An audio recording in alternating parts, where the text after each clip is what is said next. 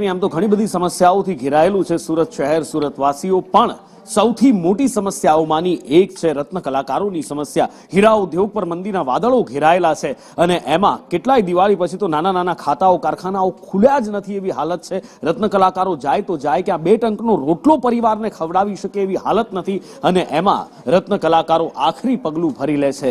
આત્મહત્યાનો છેલ્લો રસ્તો અપનાવે છે જે હૃદયને કકડાવી જાય છે. અને ફરી એકવાર આવું જ કંઈક થયું. એક રત્ન કલાકારે આત્મહત્યા કરી લીધી અને કાપોદ્રા પોલીસે ગુનો નોંધી તપાસ હાથ ધરી છે. પણ ગુનો શેનો નોંધવામાં આવ્યો છે? આ ગુનો નોંધવામાં આવ્યો છે અકસ્માત મોતનો. પણ એ અકસ્માત મોત, આ આત્મહત્યાની પાછળનું કારણ શું એની કોણ તપાસ કરશે? અને ઘણા લાંબા સમયથી એ વાત ચાલી રહી છે, માંગણી થઈ રહી છે કે સરકાર રત્ન કલાકારોની સામે જોવે, એમના માટે કોઈ પેકેજ જાહેર કરે, પણ કોઈ મગનું નામ મરી પાડવા તૈયાર નથી અને એક પછી એક જીવ આ મંદીના ખપ્પરમાં હોમાતા જઈ રહ્યા છે.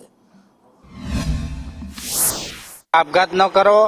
આપઘાત કરવાથી આપણી જે પરિસ્થિતિ છે એ સુધરવાની નથી અને આપણે હવે લડવાનું છે, મરવાનું નથી. આર્થિક પેકેજ આપવાની, રત્નદીપ યોજના જાહેર કરવાની, રત્ન કલાકાર કલ્યાણ બોર્ડ બનાવવાની અને આપઘાત કરતા રત્ન કલાકારોના પરિવારને આર્થિક મદદ કરવાની અને તેમના પરિવારોની જવાબદારીઓ ઉપાડવાની સરકાર અને ઉદ્યોગકારોએ તૈયારી બતાવવી જોઈએ. આજે વર્ષનો 2024નો છેલ્લો દિવસ.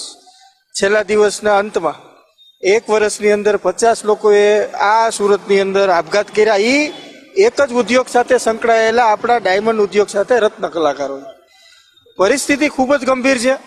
સરકારને મદદ કરવી હોય તો 3 દિવસ નહીં લાગે, કારણ કે એની પાસે સિસ્ટમ છે, એની પાસે અધિકારીઓ છે, એની પાસે ફોજ છે.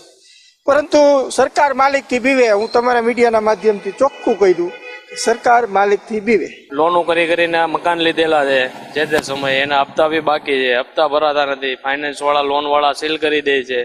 બસ એના ત્રાસથી કંટાળી ઘર હકાવવું, હપ્તા ભરવા, છોકરાઓનું ભણતર કરવું. બસ આ હીરાની અંદર મંદી આવે છેલ્લે શું કરે? છેલ્લે આત્મહત્યા જ કરવાનો, કોઈને કઈ કહી નહીં કહેવાનો. અત્યારે સમય એટલો બેકાર છે તો કોઈ તમને 500 રૂપિયા પણ હાથ ઊંચીના નથી આપવાના.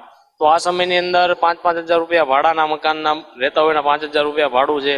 છોકરાઓના ભણતર મોંઘા થઈ ગયા, ફી મોંઘી થઈ ગઈ, તો શું કરવાનું? રત્ન કલાકાર શું કરે? સરકાર સહાય નહીં કરે તો છેલ્લે શું કરવાનું? આત્મહત્યા જ કરવાનો છે, કોઈને કહી બી નથી શકવાનો. સરકારે તાત્કાલિક ધોરણે હીરા ઉદ્યોગમાં મદદ કરવી જોઈએ. નકર આ આંકડો 1 વર્ષમાં 50નો છે, વધવાની શક્યતા વધારે છે. એટલે તાત્કાલિક ધોરણે સરકારે જે ડાયમંડ વર્કર યુનિયન ગુજરાતની રજૂઆત છે એના ઉપર ધ્યાન દઈ જે કાંઈ આ લોકોની માગણી છે તાત્કાલિક ધોરણે કરે, જેથી હીરા ઉદ્યોગ ફરી તેજીની આવી શકે.